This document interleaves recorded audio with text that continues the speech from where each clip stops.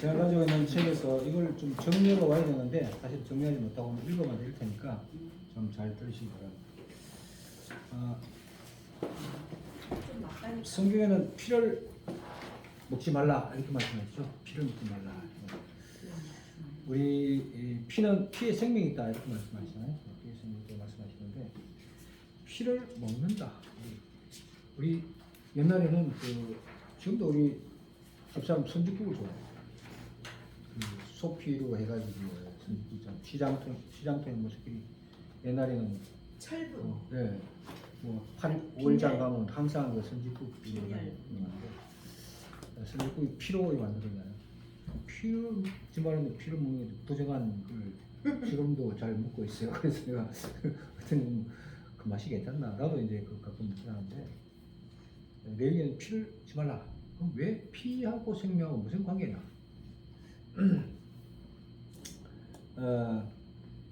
여기 제가 책 가지고 책에 보면 설교로는 내용이라는 책인데 뭐죠? 설명을 해놨습니다. 뭐 자세한 설명은 아닌데 제가 가끔 이걸 제목 좀 읽어봐 드리겠습니다.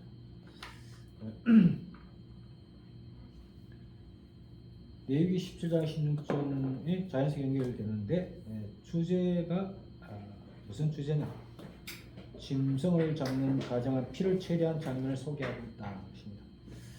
그런데 이스라엘 사람이 걸음이건 간에 짐승의 피를 먹는 자는 백성 중에서 끊어진다. 이렇게 말한대요. 근데 그렇다면 피를 먹는다는 것은 무엇을 뜻하는가?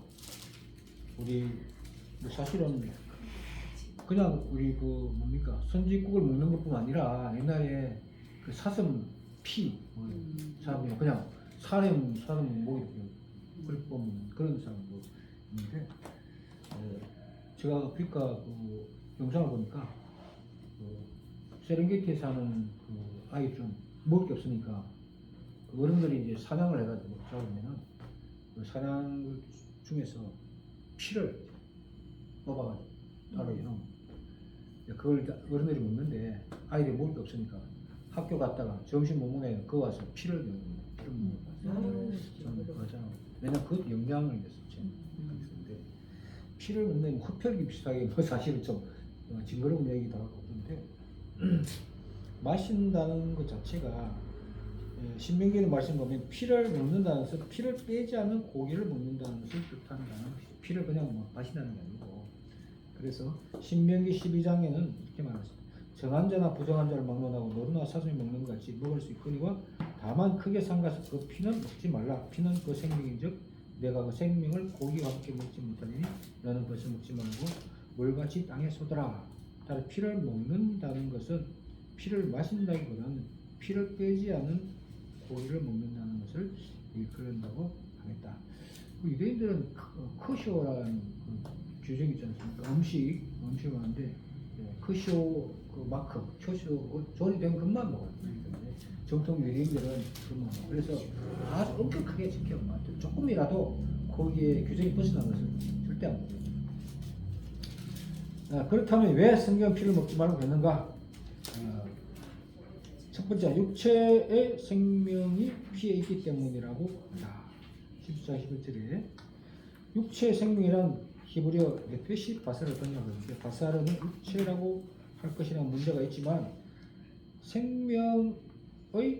생물의 생명은 피에 있다. 피가 없다는 것은 이미 그 생물이 죽음에 이르렀다는 것이다. 여기서 우리는 생명과 피는 동의어로 쓰였다는 것을 우리는 발견할 수 있다. 동물의 생명도 중시하는 차원에서 피금지 명령이 주었다고 한다. 그래서 피와 고기를 같이 먹는다는 것은 동물의 생명을 하찮게 여긴다. 요즘은 아무렇게나 동물을 대하고 학대하는 것도 아주 요즘은 좀 그렇잖아요. 근데 요즘 그 사람들도 보니까 그 개를 요즘 강아지를 너무 좋아해가지고 강아지를 보통 안고 다니고 강아지 유모차에다가 강아지 이렇게 안고 다니고 썩 보기 좋은 모습은 아니더라고. 아이를 키워야 되는 젊은이들이 개를 끌고 다니는 그런 것을 보기 좋은데 전 동물의 그 어떤 것도 생명이 함께 있으니까 그런 것을 그 많은 의미에서 그 중요한 것은 여기서 놓쳐서 안 될 개념 한 가지 개념은 그것은 바로 대속이다. 대속은 아니죠. 대속. 속죄. 동물의 피 자체에 어떤 신비한 의미가 아니라 인간의 죄를 사하는 것이 아니라 우리를 대신하여 생명자 주고 우리를 은혜로우신 여호와 하나님이 우리를 위한 대속물로 안죄해 주시기 때문에 가능한 것이다. 도저히 받을 수 없는 어려운 죄인은 인간을 향한 여호와 하나님이 말할 수 없는 은혜가 이미 희생제의를 허락하신 이면에 전제되어 있음을 알 수가 있다. 마치 우리를 부르시는 이내 이미 하나님의 택하심이란 은혜가 선행된 것과 마찬가지라고 할 것이다. 로마서 8장 30절 말씀에 있는 것처럼 이같이 희생제물의 피는 그래서 죽음을 의미하고 희생제물의 죽음은 우리를 대신한 죽음이었던 것이다. 중요한 것은 여호와는 이러한 제도를 계시하셨던 것이다. 이것은 바로 이제 레위기의 제사 제도에 있는 피를 항상 제단 뿌리 뿌리고 하는 것이 있죠. 바로 하나님의 놀라운 은혜이다. 그렇다면 짐승을 피를 먹는다는 것은 짐승의 생명을 경시하는 차원을 넘어서 우리 스스로가 하나님의 계시한 은혜로운 초대와 제한을 거부하는 것으로 의미한다고 할 것이다. 따라서 피를 먹는 자는 은혜 공동체로부터 끊어지게 되는 것이다. 이렇게 말합니다. 자, 피를 먹는다는 것은 결국 은혜 공동체의 한신 대속의 진리를 거부하는 것과 똑같이 영향을 받는다는 것입니다. 그래서 레위기 10장 11절에 이스라엘 제의에서 피의 기능에 대해 일반적 언급이라고 한다면 그 다음에 사망한 동물의 피금지, 죽은 짐승 등 다양한 규례가 있다. 다만 화목제만이 십자가를 포괄하는 주제는 아니다. 다음으로 모든 문맥들이 내가 이 피를 너에게 주어 제단에 뿌려 너의 생명을 속죄하게 하리라는 이 표현은 신장의 정결의식이 되어 읽어야 한다. 마지막으로 그렇다면 십계명의 성과 십계명 사이에 나타난 이른바 직설법과 명령법 구조를 생각하며 읽어야 한다. 본문 대속의 피로 속죄함을 받아서 선언하고 있으며 18장에는 언약의 백성이 행할 도리를 규정한다. 곧 거룩한 삶을 살아야 한다는 것인데 거기에는 나는 여호와라는 동기를 강조하는 삶이 반복되고 있다. 여기 10장 10절에 무슨 피를 먹는 자가 있었는데 그 피를 먹는 그 사람에게는 내 얼굴에 대하여 그 백성 중에 끊으리니 여기서 내 얼굴에 대하여 표현은 가치 중립적이지만 여호와 하나님의 심판이 임할 것임을 독자할 수 있다. 그렇다면 신약을 사는 우리에게도 이러한 규정이 적용되는 것이가 짐승의 피를 먹는 것을 금지한 명령은 이미 창세 9장에 명확하게 나타난다. 창조 때 인간이 식물만 먹을 수 있었다. 그런데 노아홍수의 짐승을 먹는 것이 금지한 조건이 있었다. 모든 산동 너희 먹을 것이 될지라 채소같이 너희 주둥으로 그러나 고기를 그 생명이 되는 핏째 먹지 말 것이다. 창세기 9장에 있는 말씀에 이미 신해산 언약에서 생명 주인 창의 피를 금하고 있음을 알 수 있다. 그리고 사장 15장의 예루살렘 공의의 결정에 따르면 피를 여전히 금하고 있다는 것을 알 수 있다. 따라서 피를 먹는 것은 신약의 사람 우리에게도 여전히 유효하다고 하겠다. 그런데 이른바 의식과 알려진 다른 규정들 근데 레위기 10장 1절 7절 규정에도 우리 그리스도인과 상관없는 것이다. 제사장 제도가 폐지된 이상 더 이상 구속력은 없다. 그러나 이러한 의식법은 대부분 예수 그리스도를 지향하기 때문에 하나님 원대한 구속을 교천 역할을 한다. 결코 그 가치를 폄하해서는 안 된다. 음식을 먹는 음식 부정한 것을 우리가 구별하는 돼지고기라든지 또는 비늘 없는 생선이라든지 이런 부분들을 먹는 것이 온당하냐? 사실은 그게 엄밀하게 따지면은 사람에게 별로 유익하지 못한 부분도 있고 또 그게 이제 어떤 종교적인 문제이기도 하지만 하나님께 먹지 말라는 부분이 반드시 또 이유가 있다는 여러 가지 또 과학자들이 밝히는 거거든요. 그러니까 어쨌든 우리가 가장 중요한 것은 피의 생명이 있다는 것은 예수님께서 증명하시고 피로 우리를 계속해서 짐승의 피로 제사를 드리던 것을 예수님 피로 단번에 모든 제사를 완성하시기 때문에 그 피가 우리에게 얼마나 소중합니다. 그래서 창세기 우리 찬송가에 보면 거의 피가 많이 등장하잖아요. 보혈의 피, 예수의 피, 능력의 피 가지고 제가 한번 기도원에 가니까 기도원에 가면 주로 그런 찬송을 많이 보혈의 피 많이 옛날에 약간 귀신 들린 자도 오고 좀 이렇게 한 사람도 있나 보니까 보혈의 피가 나는데 한번 기도하다가 한 2시간을 피에 대한 쉽게 말하면 찬송을 계속 부르니까 입에 피비린내가 나는데 좀 근데 그 피도 그 찬송도 좀 이렇게 그 멜로디에 맞게 부르는 게 아니라 막그 빠르게 부르는 게 있지 않습니까? 숨차게 막. 근데 그 진짜 그거 부르고 나니까 입에 피 냄새가 나는 그런 느낌이 들더라고요. 근데 우리 좀 찬송의 그 피에 대한 찬송, 보혈에 대한 보혈피에 대한 찬송들은 사실은 악한 귀신들의 영향이 있습니다. 그래서 귀신들 앞에 놓고 피 부르면은 악이 완전 이 진짜 죽을 사람이 그렇죠. 그래서 그런 경우가 있는데 어쨌든 예수의 피가 그만큼 우리를 대속하는 능력이 있다는 사실은. 자, 그 다음에 우리 5페이지에 봅시다. 5페이지 보면 자, 거룩의 히브리적 개념 5페이지 중간에 보면 거룩의 히브리적 개념 거룩은 과연 무엇이냐. 김용규 이스라엘 선교사님은 글을 사용해왔습니다. 아까도 거룩은 히브리어로 거룩이란 카도시라고 합니다. 이 단어를 거룩하다고 번역한 것은 추상적 개념이라고. 아까 제가 읽은 것처럼 똑같죠. 이런 점에서 거룩이란 도덕적 윤리 의미를 찾는 것이 아니라 사실을 알 수 있다. 거룩의 대표된 예수가 바로 성육신이다. 하나님의 아들이신 예수께서 인간의 옷을 입고 오셨지만 그는 단 한 번도 세상과 야합하지 않으심을 우리는 잘 알고 있다. 진흙탕 같은 세상에 살아나 진흙투성일 수밖에 없다. 가장 세상적인 것이 거룩을 방해하는 것이 아니라 진흙탕 속에서도 여호와 하나님 신앙으로 인하여 세상과 분리되어 있음을 깨닫고 사는 것이야말로 진정한 거룩인 셈이다. 여호와 하나님께서 금 하나 없이 깨끗한 흰옷 입은 자를 원하시까 그걸 원하신다면 우리는 모두 산속이나 사람 없는 무인들을 살아야 한다. 하지만 그게 아니라면 비록 진흙투성이 옷을 입고도 여호와 하나님의 자녀임을 자랑하고 실천하려는 몸부림치는 사람을 차린다면 우리는 비로소 거룩이란 의미를 깨닫고 거룩한 사람의 말씀을 찾을 수 있지 않을까 싶다. 사실은 거룩이라는 개념이 아까도 좀 말했다시피 그냥 예배 교회 안에서만 거룩이 아니라 세상에서 거룩이다. 그래서 예수님께서는 베나산에서 베드로와 요한이 베드로가 있었습니까? 이것이 너무 좋습니다. 여기서 오만케 세일사 살겠습니다. 삽시다. 너무 좋습니다. 이렇게 말하는 예수님께서 나 내려가자. 왜냐하면 제가 어떤 글을 봤는데 빛은 어둠 속에 있을 때 빛난다. 빛은 어둠 속에 빛이 나요.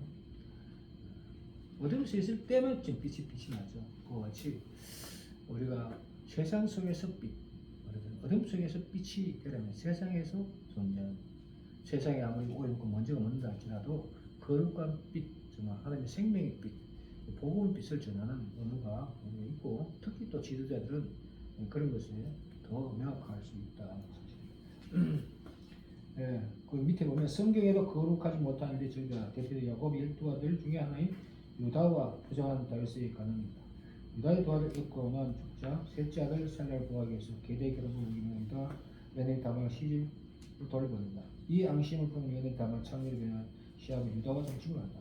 시아버지의 며느리의 동침 사건을 위해서 거룩한 마음이 들지 않는다. 그런데 이상하게도 성경은 이 이야기를 당당히 싣고 있고 하나님께서는 시아버지와 며느리 동침을 통해서 난 베리스와 세라를 복준다. 좀 이해할 수 없는 점은 또한 다윗 왕이 가늠 사건은 매우 잘 알려진 사건인데 자신의 업력을 채우기 위해 충직한 부하장수의 부인 바세바를 왕궁을 겸하고 그것도 은폐하기 위해 충직한 부하장수 우리아를 최전방을 보내 전사하게 만듭니다. 물론 나단 선지자 폭로를 통해서 다윗은 회개하긴 했지만 이스라엘 최고의 성군이라고 하는 다윗이 이러한 글들 자체가 거룩해 보이지 않는다. 도대체 그 이유는 무엇일까? 오늘 말씀에서 하나님께서 이렇게 말씀하십니다. 너희는 거룩하라. 이는 나 여호와 너희 하나님이 거룩합니다. 하나님이 거룩하시니 우리도 그렇게 한다고 합니다. 우선 거룩이란 하나님의 속성 중 하나님을 거룩함이 없다. 그런데 문제는 우리가 어떻게 하나님의 속성 중 하나의 거룩을 우리 인간 존재에 담아낼 수 있느냐 하는 것이다. 우리가 특별히 레위기에서 말씀을 보면 예수님께서 마태복음 5장에 오늘날 말씀 관련된 토대로 가르친 법칙이 됩니다. 그 중에 예수님이 가르침의 핵심인 이웃사랑법이 레위기에서 비롯된다. 레위기 18장 후반대의 말씀입니다. 내 이웃사랑하기를 내 자신같이 사랑하라. 이것을 보면 거룩이란 이웃과의 관계를 통해서 우리 인간의 존재를 담아낼 수 있는 하나님의 속성이 것 같다.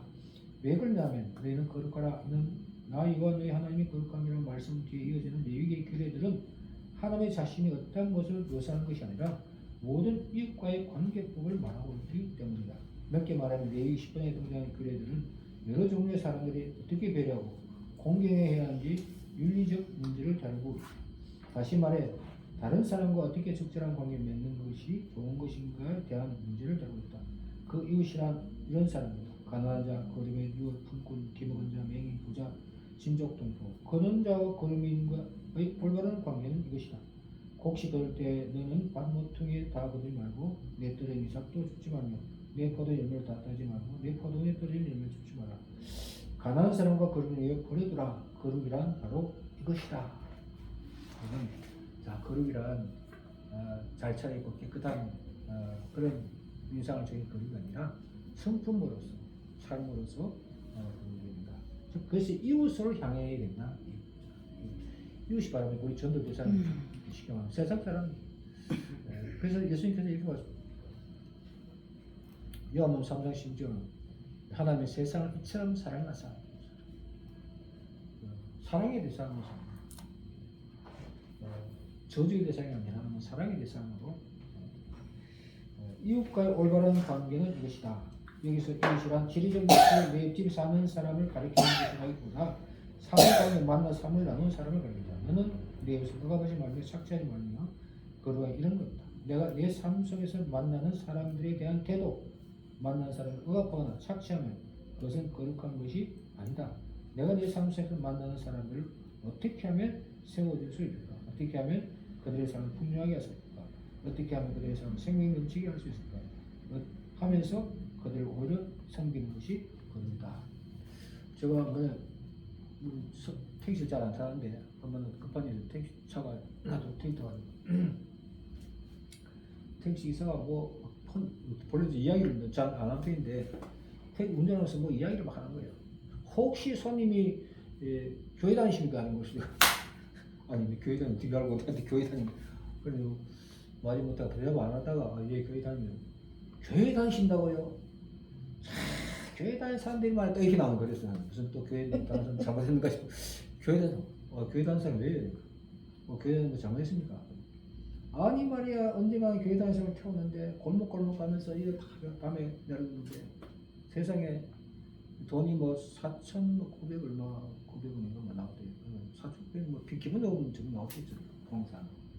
돈도 많이 안 나오고 기본적으로밖에 안 탔는데 그 이제 4,900원이 나오는데 돈을 5천짜리 주잖아요. 그래서 돈을 이제 동력 차니까 요즘 카드를 많이 가. 잘못 잘 안 갖고 다니는데 카드를 주십시오. 카드라니까 카드 그냥 돈 없습니다. 그래가지고 예 알겠습니다. 돈 그 돈 100원인 거 내줘야 되잖아. 4,900원 동전이 없었어요. 그때 손님 죄송하지만 동전이 어떡하죠? 아니 말이야 운전사가 말이야 동전 준비하고 손님을 태우고 이 말도 안 소리 빨리 당신 알아서 돈 가져오시오. 심하다. 교회를 다닌다고 예수 믿으세요 복음을 전해놓고는 돈 100원 쉽게 말하면 그게 무슨 그런 사람이 어찌 있겠습니까만은 그분이 말하는 게 사실이 아니라 정확하게 모르겠어요. 그런데 사실은 그런 일이 있었기 때문에 또 말하는 것이겠잖아요. 그런 거 보면 우리가 하는 이웃이 내가 잘 아는 사람 또 내가 있는 이웃 이게 아니고 마주친 모든 사람이 다 이웃인데 이웃에 대한 어떤 배려, 이웃에 대한 존경, 이웃에 대한 어떤 말하자면 사랑 이런 관점에서 되게 되는데 사실 살다가 보기 잘 안 되잖아요. 미운 사람 보면 그냥 상당히 싫고 또 이런 이제 관점에서 많이 이제 교회 안에 보면 짝짝이 다 모여있다. 끼리끼리 모여. 권사패, 파, 장로파, 또 안수집사파 또는 한쪽에는 무슨 다른 좋아하는 취미반을 다 모여가지고 다 끼리끼리 모여. 어떻게 보면 공동체 안에서 하나 되지 못하고 기름 물들이 이렇게 섞여서 그런 모습이 보이는 무슨 우리는 숫자가 작아서 별로 그런 건 없는데 큰 교회들은 그런 것들이 있다고. 그래서 하나 공동체 한만 이루기가 참 힘들다. 근데 그건 왜 그러냐면 바로 거룩이 없어서. 밖에서도 물론 마찬가지로 교회 안에서도 사실은 거룩을 보게 돼요. 왜냐하면 내 바로 하는 성도, 내게 있는 믿음의 사람, 내 시경 우리 같이 함께하는 믿음의 이 관계 속에서도 거룩을 유지해. 오늘 뒤에 보면 또 이렇게 품꾼과의 올바른 관계도 품꾼의 삭을 아직까지 만들게 두지 말며 품꾼은 하루 벌 먹고 사는 사람이다. 그리고 참 대견하고 성실한 사람이다. 남에게 빌어먹냐 그리고 스스로 해준 삶을 꾸려가려 몸부림 쓰는 사람이다. 품꾼은 그날 벌어 그날 돈을 먹고 살고 들어가지 않는 자신뿐만 아니라 가족들을 굶주리게 된다. 그래서 품꾼의 삭을 일이 끝난 대로 바로 줘야 한다. 주지 않고 그 삭을 아침까지 밤새도록 붙들고 있으면 품꾼은 꼼짝없이 굶주린다. 거룩이란 이런 것이다. 이러한 것에 대한 정당한 대가를 지불하는 것. 자신의 배만 생각하는 것이 아니라 배고픈 사람의 배까지 생각하는 것. 그 다음에 기먹은 자와 맹인에 대한 올바른 관계다. 장애인. 너는 기먹은 자를 저주하지만 맹인 앞에 장애인을 놓지 말고 이 하나님 요한을 경외하라. 저 사람이 안 들린다고 저주하면 안 된다. 저 사람이 안 보인다고 그 앞에 장애인을 놓으면 안 된다. 안 들리기 때문에 그 열심히 말하는 거고 안 보이기 때문에 그 앞에 장애인을 치우려야 한다. 거룩이란 이런 것이다. 저 사람이 안 들리지 몰라도 하나님이 듣고 계신다. 저 사람이 안 보일지 몰라도 하나님이 보고 계신다. 그래서 내 하나님과 교회하라 말 뒤에 붙는 것이다. 더 나아가 지금 내 눈앞에 그 사람이 없다고 그 사람에 대해 험담하고 없는 말을 지어서 그 인격을 흠집내는 것 또한 거룩하지 못한 것이다. 지금 내 앞에 없어서 그 사람에 대해 험담하고 흠집내는 것도 괜찮다고 생각하면 그런 일이 하면서 낄낄거리고 웃을지 모르지만 요한께서 다 듣고 보고 계신다는 것을 안다면 그럴 수 없다. 이게 좀 더 무심해졌습니다. 우리 또 목회자도 가끔 그래요. 목회자도 교회의 어떤 이야기를 만나서 교회 또 이제 쉽게 말하면 좀 교회 안에서 불성실하게 또 예를 들면 좀 목회자 마음에 안 드는 또 분들이 계시거든요. 그런 분들이 또 이야기를 또 권사님이 됐든 장로님이 됐든 또 뭐 어떤 집사가 됐든 그런 얘기를 또 목사님들이 뭐 하소연처럼 할 때가 있어요. 근데 그 말이야 인간이 말이야 그 장로 말이야 참 정말 괴로워 죽겠어 뭐 이런 이제 판의 푸념인데 사실은 참 같은 동질감을 가졌으니까 그 마음에 공감도 하고 맞다 참 그런 인간은 안 왔으면 좋겠는데 그런 게 없으면 좋겠는데 이래 뭐 공감을 하긴 하는데 해놓고 씁쓸한 거예요. 쉽게 말하면 물론 이제 그런 좀 말은 마음에 들지 않는 좀 교회에 득이 되지 않고 해가 되는 사람들에 대해서 목회자로서 아픈 마음은 무슨 알지만 다시 또 생각해 보면은 하나님께서도 필요하니까 그 교회에 보내셨을 것이고 또 그런 사람을 통해서 그런 다르게 어떻게든지 정말 바꿔놔야 되는 게 목회자의 사명인데 그게 참 잘 안 되는 좀 답답한 분들이 있는데 그런데 다른 사람은 다 그걸 공유해가지고 자기 교회 안에서 그걸 표현한다는 자체는 좀 뭔가 여러분 특별히 우리 교회 안에 있는 어떤 문제, 어떤 성도의 문제가 다른 사람한테 가서 막 우리가 그 사람 그렇다 이렇게 좋은 건 말하지 되지만 나쁜 부분에 대해서 이렇게 말을 하지 않고 있습니다. 그래서 왜냐하면 이 거룩이라는 말 한마디로 그 말한 것을 실천하는 게 거룩입니다. 가난한 자와 부자의 올바른 관계는 이것이다. 너희는 재판할 때 불의를 행하지 말며 가난한 자의 편을 들지 말며 가난한 자의 편을 들지 말며 세력인 자로 도전하지 말고 공의의 사람을 지키지. 재판을 한다는 것은 무슨 일이 벌어졌던 것이다. 무슨 일이 벌어지고 나면 그 사람이 속마음을 아시는데 특별히 가난한 자와 부자의 태도 확인된다. 그런데 오늘 공의라는 개념을 대해 거룩을 전한다. 재판할 때 올바르게 재판하기 위해서 동정도 아침도 피해야 한다. 가난한 자는 동정표를 얻기 십상이다. 부자는 아침표를 얻기 십상이다. 이렇게 하면 공의의 진을 서지 않게 관계에 건강이 되고 결국 거룩과 멀리 있는 상황이 됩니다. 친족과 동거의 올바른 관계가 것이다. 내 형제를 마음 미워하지 말며 내 이웃을 반드시 견직하라. 원수를 갚지 말며 남을 원망하지 말며 살다 보면 가족 간에도 미워하고 원망할 일들이 많습니다. 마음으로 미워하면 서로 간에 큰 상처가 납니다. 우리가 살다 보면 서운한 마음이 생길 수 있고 그것으로 인해 마음 미워하는 일이 하지 말아야 한다.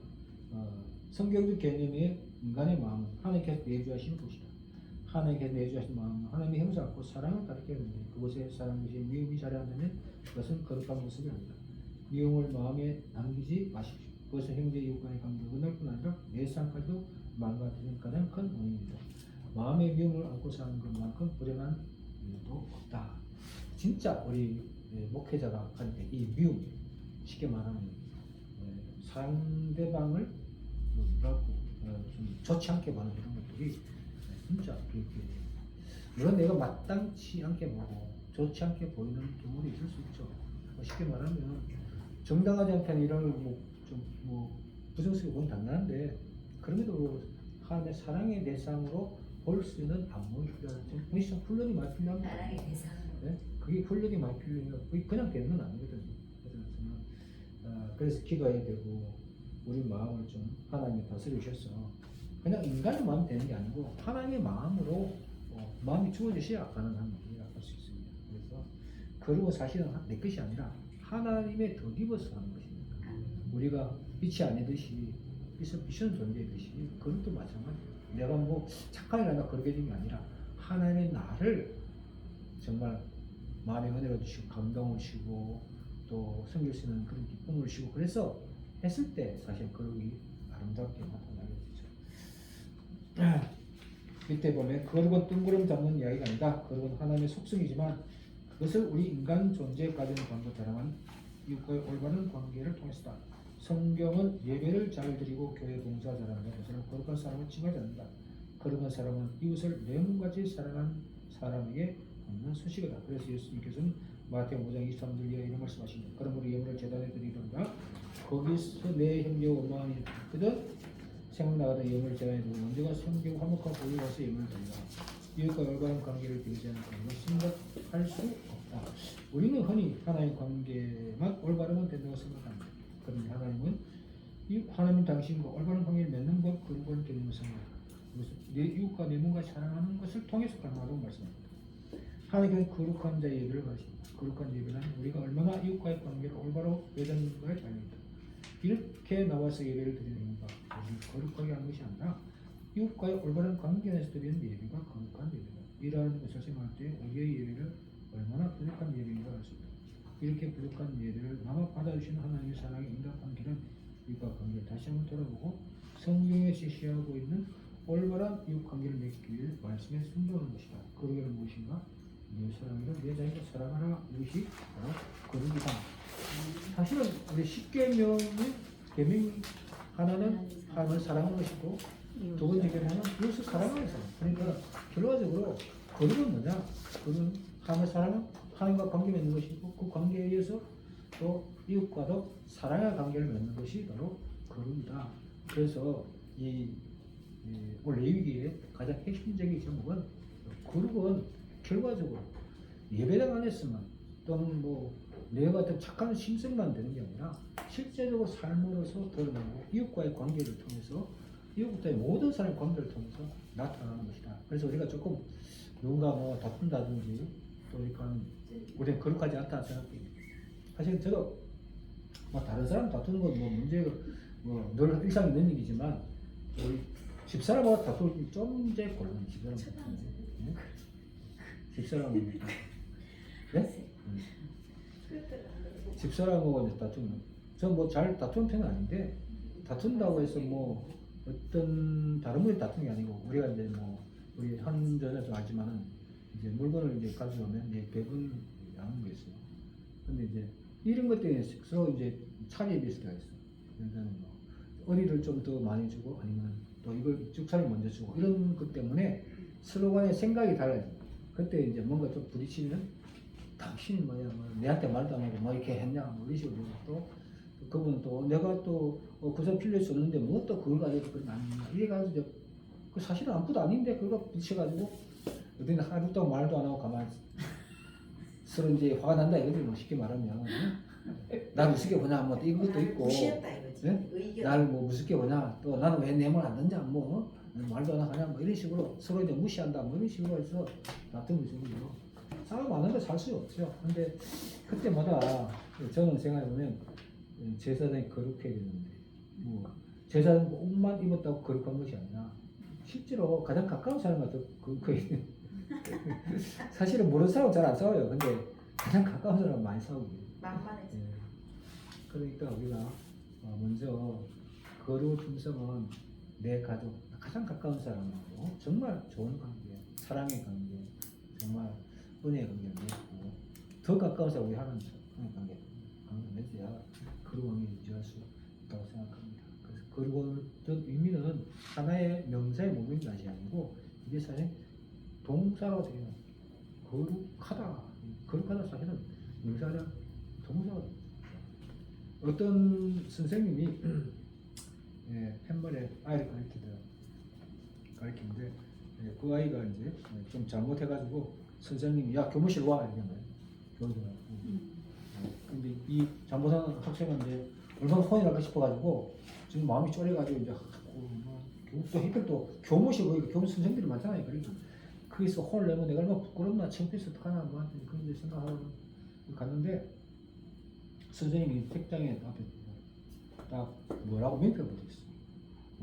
나는 교사다 이렇게. 그 명패를 딱 보는 순간 지금까지 봐왔던 선생님과 다르게 보여요. 교사. 지금 내가 내 자신의 정체성이 뭔지를 그 명패에 쓰는 거예요. 뭐 내 교사 이름을 쓰는 게 아니고 나는 교사로서의 삶을 산다. 그런 명패를 딱 보는 순간에 안심했다는 거예요. 왜냐하면 교사인 선생님, 아이를 가르치는 선생님이 정말 혼을 내겠느냐 이런 생각하고 했는데 아니나 다를까 선생님이 화를 내고 혼을 낼 줄 알았는데 야 오늘 무슨 일 있냐? 응? 오늘 뭐 어려운 일 모르냐? 다들 모르는 게 뭐 있어? 그냥 얘기해. 뭐 선생님이 다 해결할 수 없지만 내가 해결할 수 있는 게 해결해 줄게. 이 뭐딱 그렇게 말하니까 얼마나 오히려 부끄럽기도 하고 더 이제 민망해가지고 이 정말 내가 선생님 앞에 그렇게 하지 않아야 되겠다 이런 생각을 했다는 것입니다. 나는 교사다. 그 팻말이 그 행동시키는 액션이 동사. 우리도 마찬가지로 나는 쉽게 말하면 목사. 나는 목사다.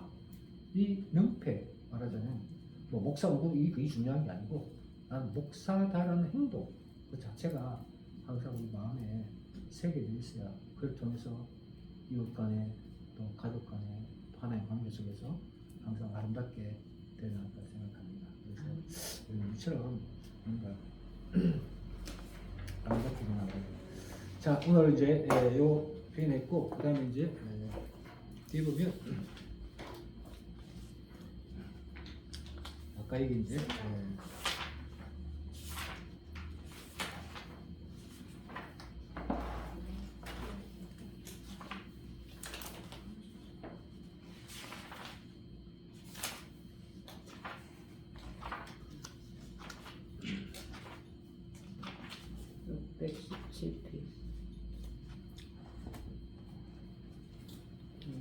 자, 예위기를 이제 또 다른 말로 통상적으로 말하면은 예위기는 뭐 제사, 그다음에 뭐 거룩 또는 정결 뭐 이런 식으로 다 설명할 수 있는데 예위기를 또 통체적으로 이렇게 보면 예배에 관한 체계를 할 수 있겠죠. 제사는 우리 지금 예배라고 할 수 있고 그래서 이 예배를 통해서 하나님을 만나고 또 예배를 통해서 하나님의 그 삶에 가까이 가서 하나님을 통해서 우리가 하나님다운 삶을 사는 방법을 배우는 것이거든요.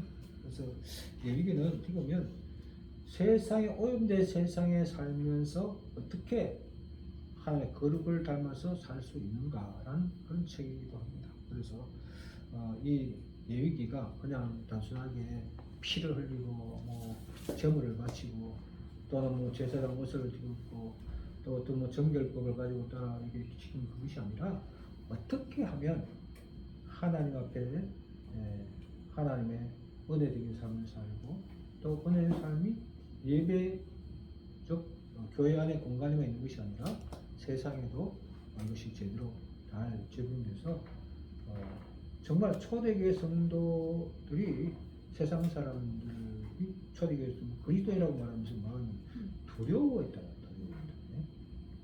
지금은 우리 이런 말들이 왜 사라지냐면 성도들이 성도다운 삶을 살지 못하기 때문에 사람들이 손가락질해요. 우리가 성도 또는 교회 다니는 사람, 목사라면 당연히 사람들은 목사라면 이런 어떤 기존적인 그걸 가지고 가치관을 가지고 있어요.